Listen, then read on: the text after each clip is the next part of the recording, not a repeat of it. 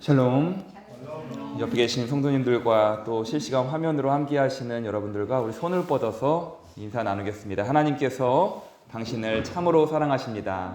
하나님께서 당신을 참으로 사랑하십니다. 오늘도 함께 예배드릴 수 있어 감사합니다. 고난의 주간을 맞아 하루의 첫 시간을 말씀으로 시작하는 새벽 기도에 함께 하신 여러분을 환영하고 또 축복합니다. 어제는 시몬이 예수님을 만난 이야기를 나누었습니다. 예수님이 나를 따르라고 말씀하시자 시몬은 모든 것을 버려두고 예수님을 따라갔습니다. 이제 그는 예수님의 제자 학교에 입학한 것입니다. 비록 제자라는 이름, 즉 제자 학생이라는 이름은 얻었지만 그렇지만 아직 제자답지는 못했습니다. 왜냐하면 이제 막 제자의 길을 시작했기 때문입니다. 어제 나눈 말씀이 시몬을 비롯한 제자들이 예수님의 제자 학교에 입학하는 장면이었다면 마태복음의 마지막 장면은 그 제자들을 졸업시키는 장면입니다. 그런 의미에서 오늘 우리가 읽은 본문의 장면은 학교에서 치르는 중간고사라고 할 수 있겠습니다. 마태복음의 이야기가 시작된 이후에 오늘 함께 읽은 본문 16장부터는 그 이야기의 방향이 달라지기 때문입니다. 마태복음을 읽어보면 예수님의 활동하시는 그 범위는 주로 갈릴리 호수, 갈릴리 바다의 주변이었습니다. 갈릴리의 인근과 그 너머 이방 지역까지 두루 다니시면서 많은 병자들을 고치셨고 수많은 무리가 예수님께 모여들었습니다. 그리고 가이사랴 빌립보라는 동네에서 시몬과 이야기를 나누신 후에 예루살렘을 향해 출발하셨던 것이죠. 그래서 마태복음 전체의 이야기는 크게 갈릴리 인근에서 일어났던 이야기와 또 예루살렘을 향해서 가는 그 이야기로 구분되는데 16장까지 있었던 모든 이야기는 이제 16장 이후에 예루살렘으로 향해 가시는 그 예수님의 십자가의 길을 위한 설명입니다. 마태복음의 절반을 다 지나왔기 때문에 예수님은 여기서 학생들인 제자들에게 중간고사를 치르십니다. 기말고사는 예수님께서 마지막 십자가에 잡히시던 날 밤에 치러질 예정입니다. 이제 예수님을 따라 나선 후에 제자의 길을 배우기 시작한 제자들이 스승님께 중간고사를 시험받게 됩니다. 시험지는 주관식의 서술형이었고 질문은 과연 예수님이 누구시냐라는 것이었습니다. 여러 가지 오답들도 나왔죠. 세상 사람들이 나를 무엇이냐라고 부르느냐 했더니 더러는 예수님을 세례자 요한이라고도 하고 엘리야라고도 하고 또 예레미야 혹은 어떤 대단한 선지자 중에 한 명이라고 대답했습니다. 그러나 그것들은 다 틀린 대답입니다. 시몬이 제자들을 대표해서 아주 훌륭한 모범 답안을 제시했죠. 주는 그리스도시요 살아계신 하나님의 아들이십니다. 아멘. 첫 번째 질문은 세상 사람들이 과연 나를 뭐라고 하느냐 였다면 두 번째 질문은 그렇다면 너희는 나를 누구라고 하느냐 였습니다. 첫 번째 질문은 일반론이라고 하겠습니다. 세상이 예수님에 대해서 일반적으로 어떻게 알고 있느냐, 어떻게 생각하느냐라는 것이죠. 세상이 예수님을 세례 요한 혹은 엘리야나 예레미야라고 알고 있었다라는 것은 적어도 세상 사람들은 예수님의 대단함은 느끼고 있었다라는 것입니다. 그러나 세상은 예수님이 어떤 분이신지는 잘 몰랐습니다. 그래서 사람들은 예수님의 그 대단함을 선지자라는 말 정도로 표현했던 것입니다. 오늘 세상도 우리가 역사를 배울 때에도 예수님이 대단하신 것쯤은 세상 사람들도 알고 있습니다. 그래서 세계의 4대 성인이라는 그 항목에 예수님을 넣고 성인이라고 부르기도 하죠. 그러나 그것은 세상의 이야기이고 중요한 것은 오늘 우리의 이야기입니다. 세상이 어떻게 예수님을 고백하느냐 이것은 중요하지 않습니다. 중요한 것은 과연 오늘 내가 우리 교회 공동체가 예수님을 어떻게 고백하느냐입니다. 예수님은 오늘 우리에게도 물으실 것입니다. 우리도 대답해야 하겠죠. 내게 있어 예수님은 과연 어떤 분이신가? 저마다 사람들이 다 다른 답을 가지고 있을 수도 있습니다. 내가 예수님을 어떻게 느끼는지, 내가 예수님을 어떻게 생각하는지, 그리고 내가 예수님을 어떻게 고백하는지 말입니다. 저마다 고백하는 예수님은 조금씩 다를 수는 있겠지만, 그리고 만나주신 방법은 그 때와 시기는 다 다를 수가 있겠지만, 본질적으로 같아야만 하는 예수 그리스도의 정체에 대해서 오늘 성경은 말씀하고 있는 것입니다. 우리가 예수님을 어떻게 생각하고 느끼느냐와 상관없이 우리는 예수님을 이렇게 고백해야 한다고 성경은 우리에게 가르쳐주고 있는 것입니다. 그래서 예수님께서 뭐라고 이야기하시냐면, 너로 하여금 그것을 알게 한 이는 사람들이 아니라 혈육이 아니라 하늘에 계신 나의 아버지시다. 시몬의 고백이 정답이었다라는 것이죠. 시몬의 이 고백은 하나님께서 가르쳐 주지 않으셨다면, 하나님께서 시몬에게 알려주지 않으셨다면, 그렇게 고백할 수 있도록 은혜 주시지 않으셨다면 시몬 스스로는 그의 혈과 육으로는 결코 할 수 없었던 고백이라고 예수님께서 말씀해 주셨던 것입니다. 우리는 시몬의 고백과는 다른 내용으로 저마다 예수님을 느끼고 고백해 왔을 수도 있습니다. 그러나 예수님의 참된 제자가 되기 위해서는 지금 시몬이 한 고백을 오늘 나의 고백으로, 우리 공동체의 고백으로 반드시 가져와서 그 고백을 우리가 할 수 있어야 한다는 것이죠. 그래서 예수님은 이 고백 위에 내 교회를 세우겠다라고 말씀하십니다. 지금 예수님이 시몬에게 너는 이제 시몬이 아니라 베드로다 이렇게 말씀하시면서 이 반석 위에 내 교회를 세우겠다라고 말씀하십니다. 반석은 바로 베드로라는 이름의 뜻이지만 베드로가 중심이 되는 교회를 세우겠다라는 그 의미가 아닙니다. 베드로가 예수님 앞에서 고백한 이 고백 위에 그 고백 가운데 교회를 세우겠다라는 뜻입니다. 그래서 교회는 예수님을 그리스도요 살아계신 하나님의 아들이라고 고백하는 오늘 우리와 같은 사람들 위에 세워지는 것입니다. 그러나 이 고백만 있으면 교회가 저절로 세워지는 것은 아니죠. 이 고백의 실체는 바로 예수님을 그리스도로 살아계신 하나님의 아들로 고백하는 바로 그 사람들입니다. 오늘 우리들이라는 것이죠. 이 고백은 베드로가 예수님께 내어놓은 것이고, 그렇기 때문에 베드로라는 사람이 없으면, 오늘 베드로와 같이 고백하는 우리와 같은 사람이 없다면, 그 실체가 없다면 교회는 존재할 수 없는 것입니다. 오늘 우리도 마찬가지죠. 오늘 내가 베드로처럼 고백해야 나를 통해서 교회가 세워지는 것이고 내가 바로 교회가 되는 것입니다. 우리가 교회입니다 라는 찬양의 고백이 바로 그런 의미를 담고 있는 것이죠.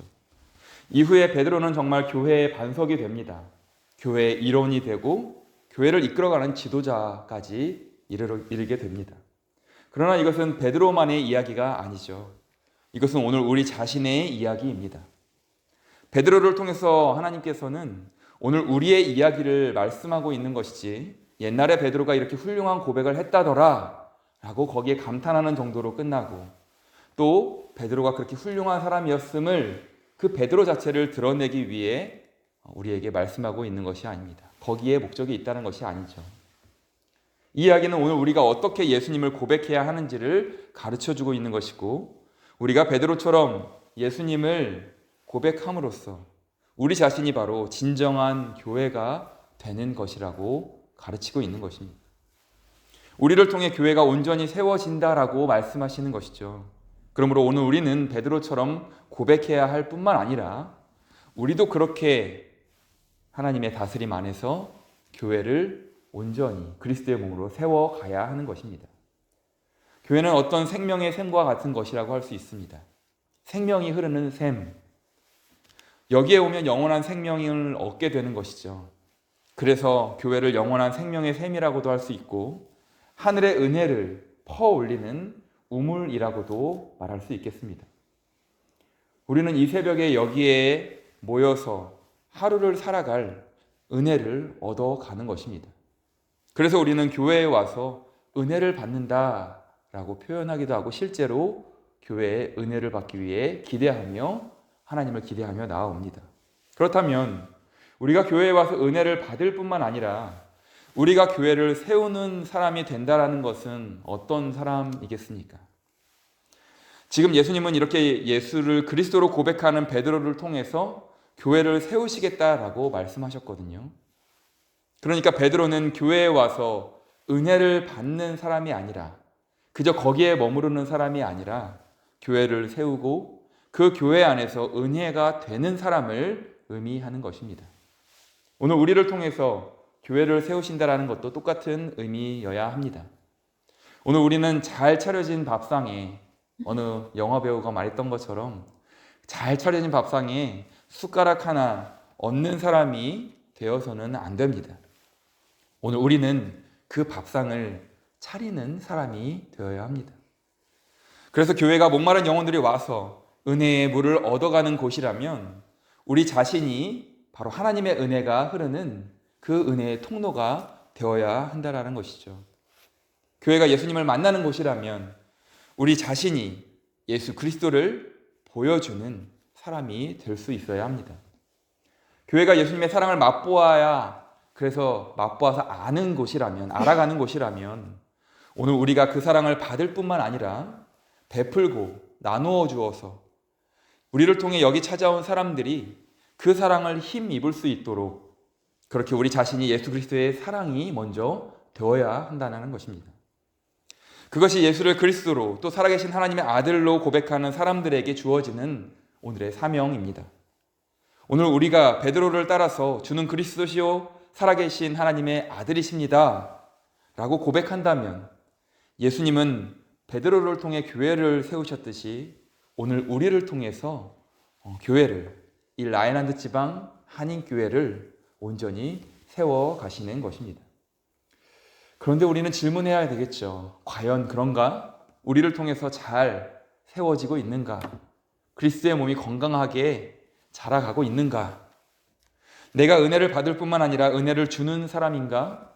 내가 그리스도의 사랑을 누릴 뿐만 아니라 그것을 베풀 줄 아는 사람인가? 생각해 보면 우리는 하나님 앞에 참 부끄럽습니다.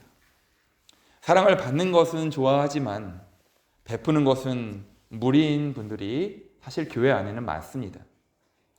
편안히 예배드리는 것은 참 좋은 일인데 내가 그 편안함을 제공해주는 사람이 되는 것은 별로 원치 않는 것이 우리 사람들이 가진 연약함이기도 합니다. 예수님을 향한 우리의 고백이 우리의 실천까지 담보하고 있는 것은 아니라는 말씀입니다. 주님이 우리를 사랑하십니다. 당신도 주님을 사랑하십니까? 라는 이 질문에 누구라도 아멘으로 화답할 것입니다. 저도 주님을 사랑합니다. 여러분, 그것은 진실된 우리의 고백이죠. 거짓말이 아닙니다. 우리는 정말 주님을 사랑하죠. 우리의 마음속에는 베드로가 했던 그 고백이 있을 뿐만 아니라 주님이 나에게 네가 나를 사랑하느냐? 라고 물으신다면 네 주님, 저도 주님을 사랑합니다. 정말 주님을 사랑합니다. 라고 할 만한 진실된 대답을 우리 안에 가지고 있다는 것입니다. 그러나 우리가 그렇게 대답할 수는 있을지언정 그렇게 살아내는 것은 또 다른 문제입니다. 실은 가정 안에서 부부도 마찬가지죠. 당신 나 사랑해? 라고 물으면 그러면 당연히 사랑한다라고, 뭘 그런 걸 물어? 라고 대답할 수 있지만 그러나 정말 그 사랑하는 마음을, 그 사랑하는 삶을 살아낼 수 있느냐는 또 다른 문제인 것 같습니다.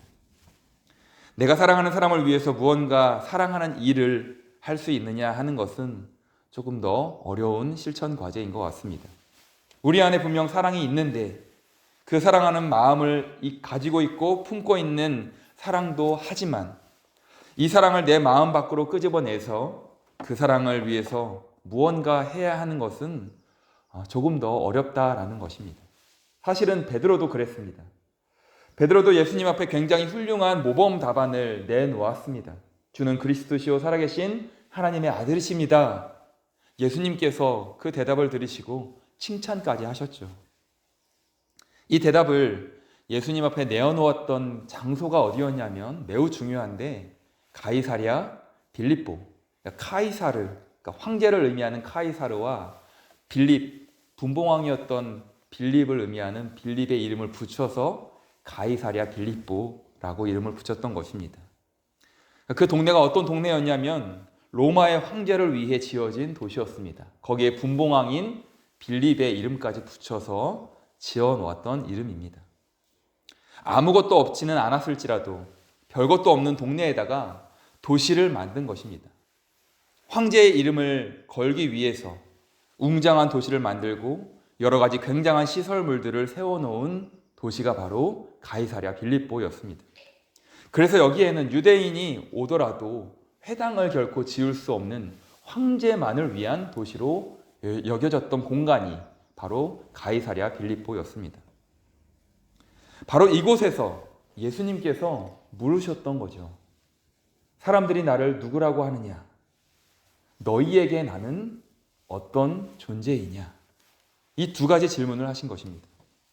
로마 황제를 위해서 세워진 이 도시에서 로마의 황제가 왕이 아니라 주님께서 바로 나의 왕이십니다 라고 베드로가 고백한 것입니다. 세상 사람들은 로마의 황제가 신의 아들이라고 믿고 있었습니다. 그리고 그를 추앙했지요. 로마 황제가 우리에게 먹을 것을 준다, 우리를 살게 한다. 팍스 로마나라는 거짓 평화가 사람들에게까지 영향을 미쳤습니다.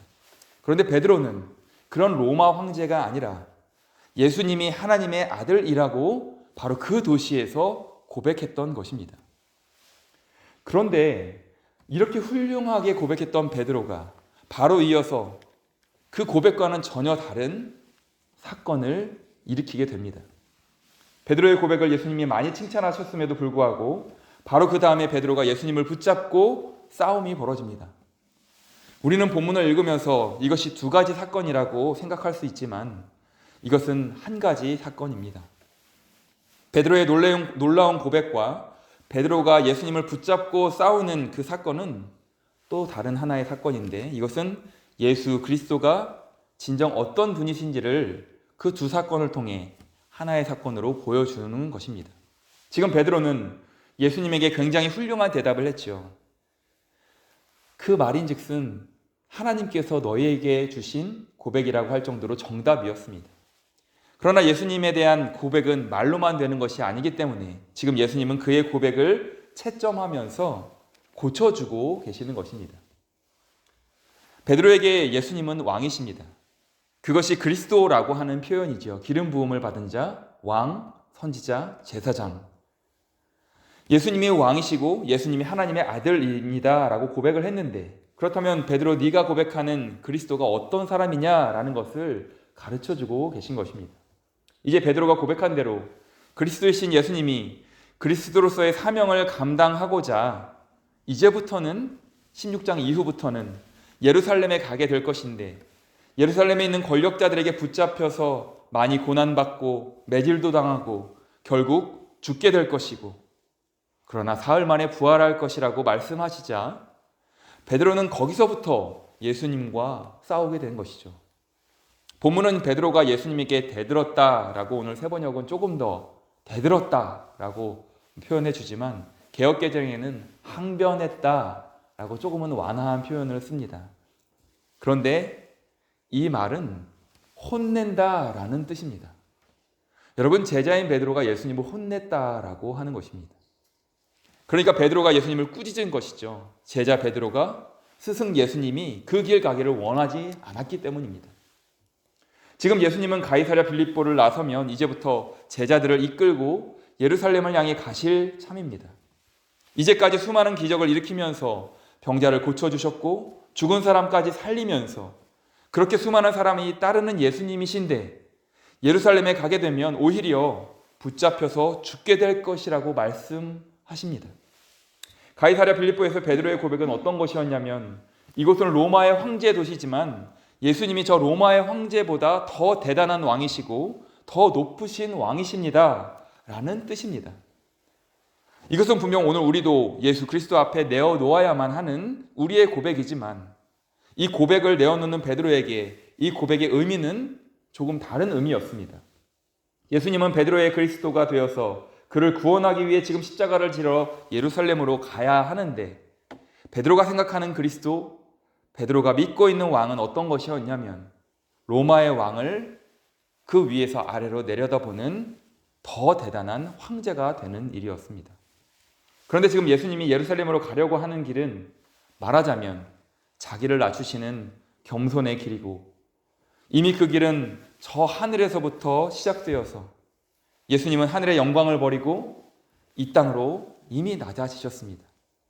이 땅에서는 이 세상의 왕이 되는 높아지는 길이 아니라 황제를 짓밟고 그 위에 올라서는 길이 아니라 지금 이 가이사랴 빌립보를 나서신 후에 예루살렘을 지나 골고다까지 가셔서 십자가에 못 박혀 죽기까지 자기 자신을 다 내어주어야만 하는 그 겸손의 길을 가셔야만 했던 것이죠. 그런데 지금 베드로는 예수님과 동행하면서 높아지려고 하는 그 자기의 교만의 길로 가고 있었던 것입니다.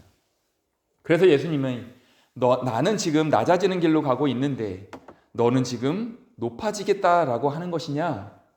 나를 따르려거든 누구든지 자기를 부인해야만 한다.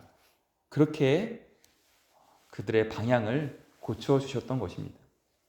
다시 처음으로 돌아가면 예수님은 이 베드로를 통해 교회를 세우시기 원하셨습니다. 나중에는 정말 베드로를 통해서 교회가 세워졌지요. 그런데 지금은 아직 그럴 만한 제목이 되지 못했습니다. 왜냐하면 지금 베드로는 높아지려고 하고 있기 때문입니다. 지금 베드로는 예수님을 통해서 높아지려는 그 교만의 길로 가고 있기 때문입니다. 그래서 예수님이 이 베드로의 고백을 지금 정정해 주고 계신 것입니다. 나는 그렇게 높아지는 왕이 아니라 낮아지는 왕이고 너도 나를 따르려거든 나의 참 제자가 되려거든 너의 그 높아지고 싶은 마음을 부인해야만 한다라고 가르쳐 주신 것입니다. 그래서 본문에서 마치 서로 다른 두 가지 사건처럼 보이는 이 이야기가 예수 그리스도께서 어떤 분이신지를 그리스도가 어떤 의미인지를 분명히 가르쳐주는 한 가지 사건으로 보아야 한다는 것입니다. 이것을 오늘 우리에게 적용해 본다면 여러분 어떻겠습니까? 오늘 우리가 예수를 나의 그리스도로 고백한다면 예수님은 오늘 우리를 통해서 우리의 교회를 세워가기 원하실 텐데 오늘 우리가 교회를 세워가는 사람이냐라고 스스로 물어봤을 때 만약 그렇지 못한다면 그 이유가 무엇이겠습니까? 바로 오늘 우리 안에 있는 교회 성도들 안에 있는 그 버리고 싶지만 버려지지 않는 높아지고자 하는 교만이 있기 때문일 것입니다. 지금 예수님은 자기를 다 내어주는 겸손의 길로 가고 계십니다. 교회는 바로 그런 사람들을 통해 온전히 세워져 가는 것입니다. 그런데 내가 높아지려는 사람들이 있으면 어떻게 되겠습니까? 그 사람들은 싸울 수밖에 없습니다. 그래서 높아지려는 사람들이 모이면 교회는 결국 분란이 생기게 되는 것이죠. 높아지려는 사람들이 모이면 교회는 파당이 생길 수밖에 없습니다. 높아지려는 사람들이 교회에 앉아 있으면 은혜가 그곳에 있을 수가 없습니다. 왜냐하면 은혜를 받는 것이 아니라 그 높아지려는 사람들을 통해 상처를 받기 때문입니다.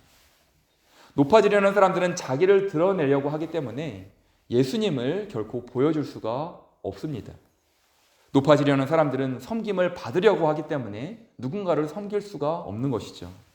그러니 우리가 교회에 와서 은혜를 받을 뿐만 아니라 은혜가 되어야 하는데 높아지려고 하는 사람들은 은혜가 되는 것이 아니라 누군가에게 상처가 되고 가시가 되는 것입니다. 오늘 우리도 예수님을 그리스도요 살아계신 하나님의 아들이십니다라고 고백할 수는 있습니다. 그것이 우리의 고백이죠. 그 고백 위에 우리는 모였습니다. 그러나 우리가 베드로처럼 이 세상에서 높아지려고 하는 그 교만함을 마음속에 감추고 있을 때 우리는 예수를 그리스도로 고백하더라도 교회를 그리스도의 몸으로 세워가기에는 아직 너무나 모자란 사람들일 수 있다라는 것입니다. 오직 예수를 그리스도로 고백하며 나를 부인해서 이 높아지려고 하는 내 마음을 부인하고 계속해서 비워내고 내가 낮아질 수 있을 때 그때 우리는 예수님을 닮은 모습으로 낮아지는 우리를 통해서만 교회가 온전히 그리스도의 건강한 몸으로 세워지는 것입니다. 주님을 닮은 낮아지는 사람들을 통해 하나님의 은혜가 흘러가는 것이고 주님을 닮은 모습으로 그렇게 겸손해지는 사람들을 통해서만 여기에 처음 방문한 사람들, 그분들이 예수님을 만나고 예수님을 느끼고 예수 그리스도의 사랑을 경험하면서 돌아갈 수 있는 것입니다. 은혜의 한 컵을 떠 마실 수 있는 것이죠. 오늘 우리는 얼마든지 교회에 와서 은혜를 받아갈 수 있습니다. 이것은 좋은 일입니다. 결코 나쁜 것이 아닙니다. 그러나 예수님의 제자들은 어떤 사람이어야 하냐면 그 은혜를 받아 누릴 뿐만 아니라 그 은혜를 나누는 사람, 그 은혜를 끼치는 사람까지 나아가야 한다는 것입니다. 오늘 우리는 이 정도로 깊어진 신앙의 성숙함을 통해서 은혜를 사모할 뿐 아니라 은혜를 줄 수 있는 사람이 되어야 하겠습니다. 예수님의 그 사랑을 받을 뿐 아니라 베풀 수 있는 그러한 예수님의 참 제자, 예수님을 닮은 우리가 될 수 있기를 소망합니다. 지금 베드로는 예수님을 그리스도로 고백하고 크게 칭찬받았지만 곧 예수님과 싸우게 되었죠. 왜 싸우게 되었냐면 높아지려고 하는 사람들은 자기 자신이 아닌 다른 사람이 아닌 심지어 예수님하고까지도 싸울 수밖에 없게 되는 것입니다. 오늘 우리 교회 안에 예수님을 닮아가는 예수님의 참된 제자들이 참 많아지기를 간절히 원합니다. 우리가 그렇게 부단히 애써서 노력하고 있는 것 알고 있습니다. 주님께서도 아시죠. 그러나 우리가 더 성숙한 그리스도를 닮은 예수님의 제자들이 되기를 원합니다. 오늘 우리가 예수님을 통해 대단한 사람이 되고 싶은 그리고 높은 사람이 되고자 하는 것이 아니라 예수님을 만날수록 더 예수님과 교제를 이어갈수록 더 낮아지고 예수님을 알아갈수록 더 겸손해지고 예수님을 믿은 그 세월이 깊어갈수록 더 익어가는 벼처럼 고개를 숙일 줄 아는, 그래서 우리를 통해 예수님이 드러나고 우리를 통해 그 은혜가 베풀어지고 더 낮은 것으로 은혜가 흘러가면서 우리 한 사람 한 사람을 통해서 우리 교회가 건강한 그리스도의 몸으로 오롯이 세워져 가는 놀라운 역사가 이 시대 가운데도 일어날 수 있기를 주님의 이름으로 간절히 축원합니다. 함께 주님이 가르쳐 주신 기도 드리겠습니다.